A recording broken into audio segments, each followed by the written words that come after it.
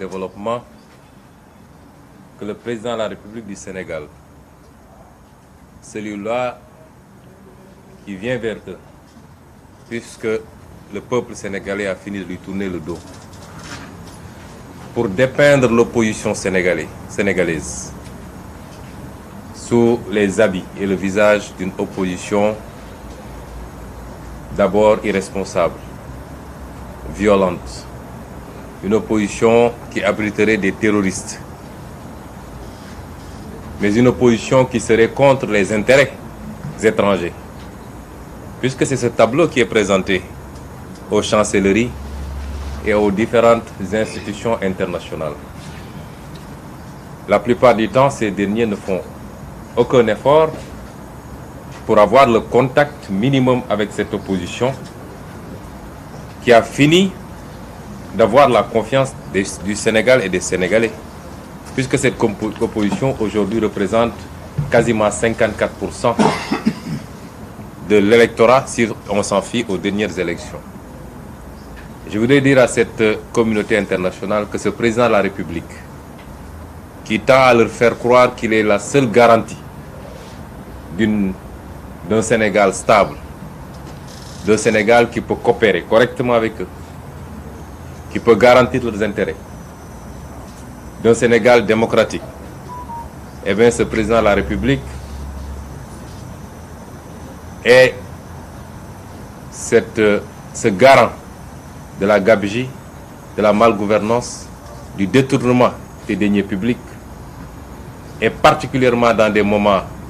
extrêmement graves, des moments de crise sanitaire, des moments où énormément de Sénégalais ont perdu la vie, que ce président de la République puisse être le promoteur, mais également le protecteur de pratiques malsaines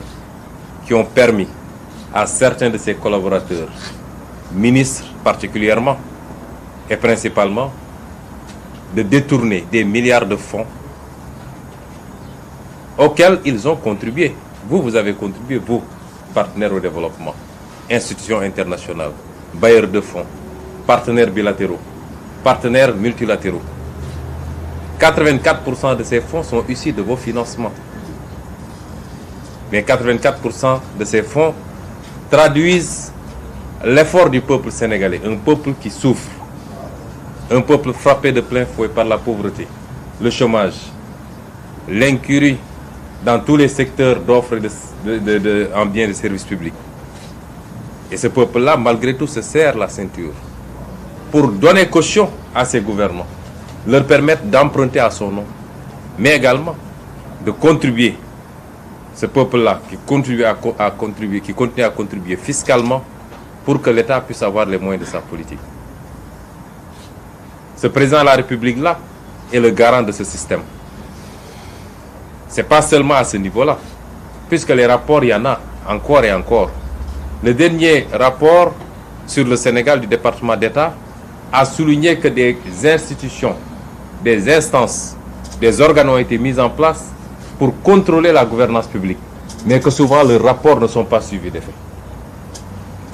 Je vous ai rappelé que dernièrement, la présidente sortante d'OFNAC a dit que rien que l'OFNAC a aujourd'hui plus de 40 dossiers sur la table du procureur. 40 dossiers de détournement de deniers publics.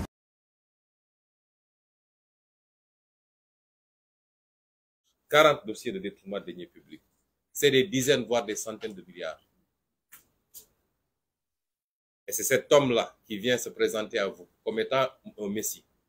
et vous faire croire qu'il peut violer encore la Constitution du Sénégal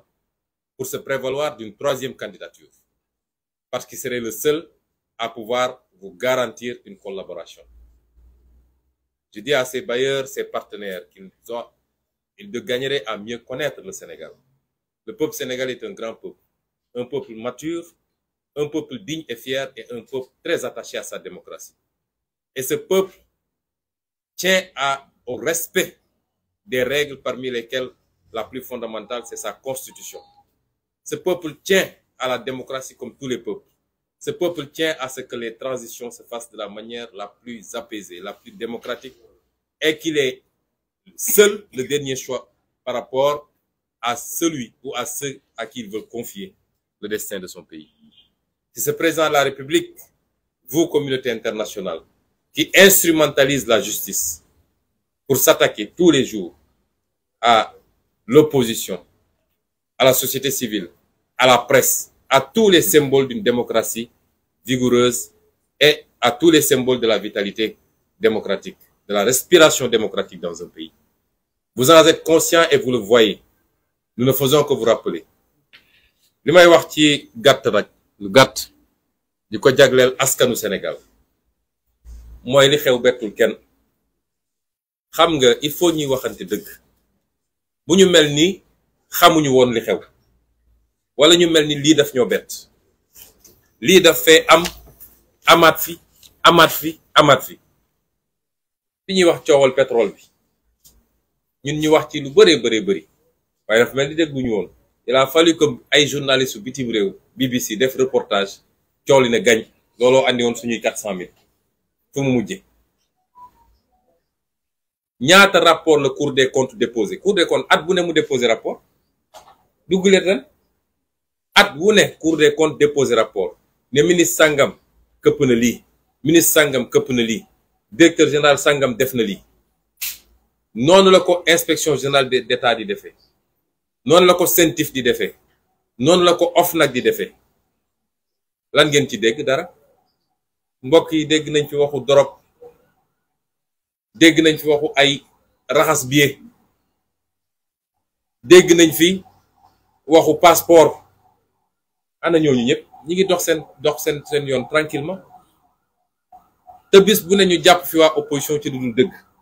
tëj leen ci kaso bi am nga immunité amoo immunité bis bu ne ñu jàpp fi journaliste tëj ko ci kaso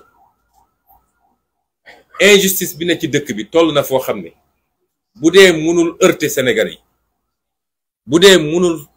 amul lu mu mun a jur ci Sénégalais ba li ñu xamoon ci Sénégalais ci fulla ci jom ci ngor ak ci bañ ak ci bëgg dëgg bu dee loolu mënul am dañu waxante dëgg fi ñu jëm du neex de parce que ñun ñi du jiitu ci xeex bi métti na ci ñun trop ku leen wax ni méttiwul mi ngi wax lu ko neex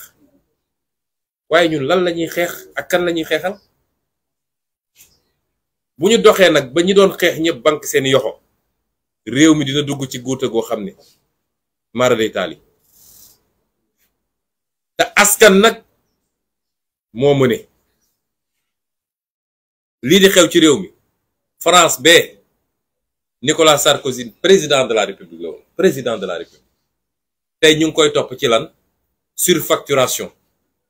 ci campagne am du xaalisu France de nee nañu Kadhafi ko jox xaalis mu def ay surfacturation pour nëbbu loolu lañ koy toppee tey ba en première instance dañ ko condamné 1 an ferme mu def appel xoolal loolu wax naa leen keroog kaawu député eurodéputé polonaise boobu nga xam ne Qatar la dem ñu may ko xaalis du xaalisu Pologne du xaalis Union européenne tey ma nga kaso États-Unis bee ngeen dégg barki démb dégg ngeen ñu ne déclaration fiscale déclaration l'impôt Donald Trump waa impôt mujj nañ koo jox waa Sénat ñetti at waa Sénat di ko laaj pour ñu càmbar ba xam ndax da doon déclarer lu matul am déet ñu ne leen réew bu gën a fonk lii bu gën a fonk nu ñuy ceytee alalam réew moom moo la gën a développé waaw ñun Sénégal xanaa tubaab bi dañ ñoo gën a bëgg seen bopp sénégalais yu bare ngi bëgg a dem tugal li leen may li ñu am mooy fexe ba alalu réew mi ñu sàmm ko mu dellu si ci waa askan wi loo leen may li ñu am de ñun ñëpp xam nañ lu xew ci réew mi amul sénégalais bu mu ump te ñëpp xam nañ ni Macky Sall mooy ndeyu mbil ndax moo leen di fal ne leen dem leen ngeen utal ma ay électeurs yi li ma leen fal pour ngeen politique la loolu mooy tibbal ci kees bi te lu ci musi am nag justice bi sama loxo la nekk sama waaw la ñuy doxee fu ma leen joxoñ la ñuy dem ku ma leen ne jàpp leen ñu jàpp ku ma leen ne bàyyi leen ñu bàyyi loolu ñu ñëpp xam nañ lan moo ko fi mun a dakkal mooy askan wi rekk ko mun a dakkal ndax askanu Iran gee di xeex ngir am démocratie ak liberté nit ñi di génn en masse di xeex te xam ni su ma génnee sama bakkan xaj na ci dañoo gën askanu Sénégal askanu Algérie mi xeex ba jëlee fa li fa nekkoon wala bu Tunisie wala bu Égypte wala bu feneen ak feneen ak feneen dañoo war a gën a bëgg suñu bopp. réew mi est-ce que ndaw ñi am nañu liggéey est-ce que paj mi jaar na yoon est-ce que jigéen ñi seen xel dal na ñu yor kër ñi est-ce que école yaa ngi dox. ñu war a jël ay milliards ci alalu réew mi di ko jaarale foo xam ne du yoon ñun ñëpp ñu koy gis bu ñëw ñu nëppal ko fexe ba mu jàll. moo tax man askan wi rek laay waxal ñun de bañuñu xeex bi luñ ci góobe gar ko waaye nag ndimbal na ca fekk loxol borom léeg-léeg li ñuy laaj nit ñi du lu bari de te injustice bi nekk ci réew mi bu wóyee nag gëm naa ni dina bari ñuy teggi seen loxo de. dégg naa ab journaliste bu def chronique taare ne Pape Ali est-ce que askan wi jar na ko doon wax ak Pape Ali Niang ñun dañoo jàpp ni askan wi jar na ko moo tax jaral nañu suñu bakkan wi waaye léeg-léeg dañuy soxla suñu gestoo wala suñu woowee askan wi mu wuyuñu loolu baax na ci liggéey bi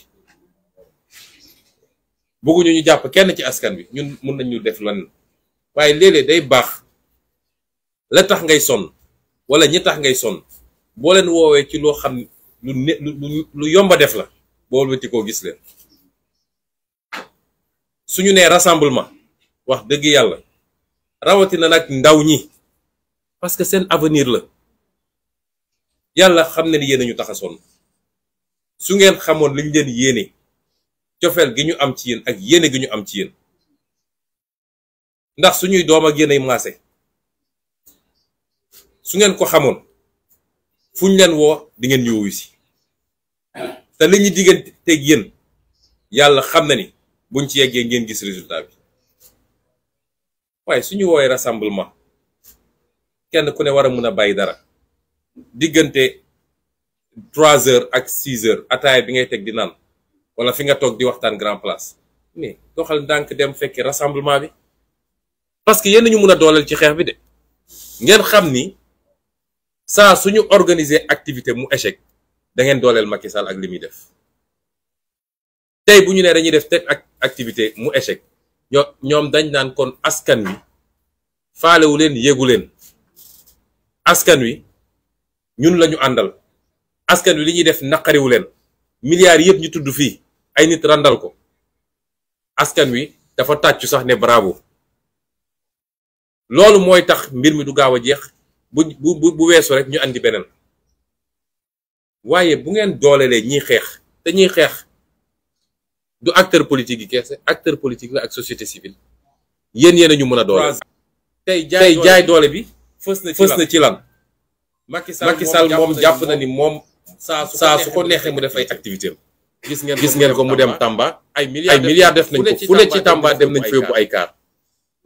amul village bu ñu bàyyi waxuma la nag ñu jógee Dakar ak feneen pour nekk ñu dajale ay nit ñu ne lu rëy teeru Macky Sall à Tambacounda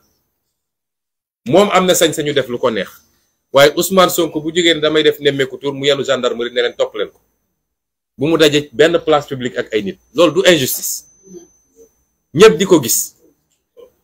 ñun amuñu sañ-sañu dox ci réew mi dem dajeek askan wi waaye moom am na sañ saa su ko neexee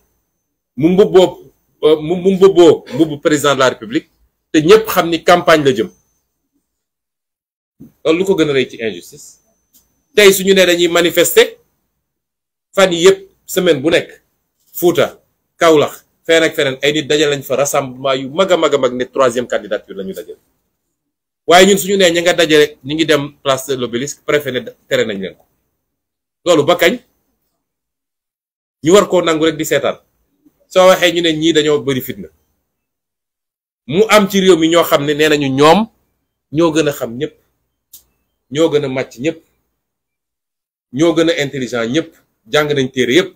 lu xew nag ñu ne dañuy joxe leçon te doo leen mus a gis ci xeex na ñun respecté nañ ku nekk waaye nañ ñu respecté de nañ ñu respecté ndax la ñuy xeex askan bi moo tax ñu jóg di ko xeex def concert de casserole ñu naan 31 décembre république foog ngeen ni ñiy luubal alal réew mi xam nañ ñuy république ku xam république fonk république dinañ la dënk alalu réew mi mu waroon dem ci ñi tëdd di sukuraat nga jël ko dugal sa poos. Macky Sall dafa xam république bi mu nekkee fii ba léegi salfaañe république ku sàcc mu recevoir la nommé la ku daw ak mandat jàmbur mu recevoir la jël na gis nañ fi sax ay nit yoo xam ne moom moo leen yóbbu CREI di leen poursuivre mu dugal leen ci avion tukkeeg ñoom lan moo gën a mun a wàcc république loolu ñu ne wax ay waxu république 31 décembre ban rapport la am ak république su dee république la moom dafa gën a farataal sax dafa gën a faydal waa askan wi su dee d'accord ñoo ak république ni ñu ko yore ñu xaar ba datu république ñu wax ko président moo tax ma ne ñun amuñu leçon bu ñuy recevoir ci ñi kenn 31 décembre li ñu ñaan askan wi mooy concert de casserole dañ leen ci woowoon le 22 juin su ma juumul bañ leen di woo ci concert de casserole lan moo taxoon ñu woo leen mooy suñu liste élection législative bi ñu téye woon du woon alalu réew mi de du woon alalu réew mi du pétrole réew mi dañu ne suñuy liste yu gaa yi téye te waruñu koo téye ngeen wuyu ci loo xam ne dafa kay woon sax suñu jot tubaab nag danaan qui peut le plus peut le moins mooy bu dee liñ leen woon suñu affaire la ñun Yewwi Askan Wi donte ñun jàpp nañ Yewwi Askan Wi mooy askan wi tey suñ leen woowee ci xaalisu alalu réew mi ñu luubal ak danger yi am ci démocratie Sénégal tey nga xam ne 2023 bi Khalifa Ababacar ñaanaat ñun ñëpp ñuy ñaan waaye xel mën naa tey 2023 bi ku ko xam ak ku ko xamul kon suñ leen woowee ci loolu ne leen nag liñ leen woo jafewut xale bu am 5 ans sax ba mag mu am 95 ans mën nga taxaw sa terrasse wala sa balcon wala sa ëttu kër wala sa buntu kër daal di dóor ci casserole yi loolu jafewut laaju ñu askan wi lu bari ñiy wax bëgg a nërmal seen xel ñoom ñëpp dafa am ñu leen yebal pour loolu mooy saa suñu yëkkatee dara rek ñoom lu ñuy def ba saboté ko ci loolu la ñuy nekk waaye buñ ko saboté mu jàll xam leen ni yéen lañu saboté yéen askan wi waaye du ñun lañu saboté dañoo bëgg 31 décembre lañ leen ci laaj bariwul diggante 20 ak 30 minutes mooy bu ñaar fukki waxtu doore tàmbale muy 20 heures ba 20 heures 20 20 heures 30 bariwul jafewul dañu bëgg fu nit toll ci Sénégal wala ci àdduna sax muy riir ndax biñ ko defee le 22 juin TV5 France 24 BBC CNN ba Al Jazeera ñépp ko wane woon Sénégal il faut ñu woon àdduna bi ni ñun am nañu lu ñu naqari ci ni ñu yoree réew mi léeg-léeg damay sama tournée yi may def damay dem ci àll bi ci village yi jigéen ñi dañuy génn ak seeni cin di ma teeru ma xam ni kon concert casserole yeggoon na fu ñu ko xalaatul woon peut-être grande ville yi lañ doon gis dañoo bëgg yow chauffeuru taxi bi yow boroom camion bi yow boroom jakarta bi yow chauffeur particulier bi bu la fekkee ci circulation bi à partir de 20 heures le 22 juin gisoon nañu sax chauffeur taxi boo xam ne casserole yi la jël takk ko ci oto bi di daw ci ni dañoo bëgg bu 20 heures jotee fu nit toll ci àdduna xam ni askan wi kontaanul ci Macky Sall ak njabootam ci ni ñu yoree réew mi ci jamono joo xam ne askan wi sonn na loolu bariwut yow mi nekk sa biir kër ak âge boo munti am ak ngay góor wala jigéen le 31 décembre Sénégal war na riir ba suuf si sax di yëngatu parce que Macky Sall loolu rek la xam langage boobu ñuy fàttali nag ñun plan d'action la ñu am ñun Yewwi Askan Wi dañu woote ci ñaar bu ci njëkk mooy 31 décembre concert de casserole ñaareel bi mooy le 6 janvier rassemblement waaye lii dafa weesu mbirum parti politique wala mbirum société civile wala mbirum daayira wala mbirum lii ak lële moo tax ñu ne comme waa société civile bi ñoom woote nañu ñoom it le 30 ñuy woo sénégalais bu ne bu ko mënee te fekke ko te tal ko bum ci tàyyi na jóg dem place de l'Obélisque dooleel société civile également ci woote bi mu woote. lii de du lu bari lu ñu laaj askan wi te nag askan mooy changer réewam kenn du ko changer ci place am kon ñu ngi leen di gërëm di leen sant di ñaan yàlla mu yokk ñu sutura yokk jàmm ci réew mi may ñu Macky Sall ak ñi mu àndal nga xam ne nitu fitna lañu te fitna bi li leen ciy dooleel mooy ni ñuy utiliser police gendarmerie ak justice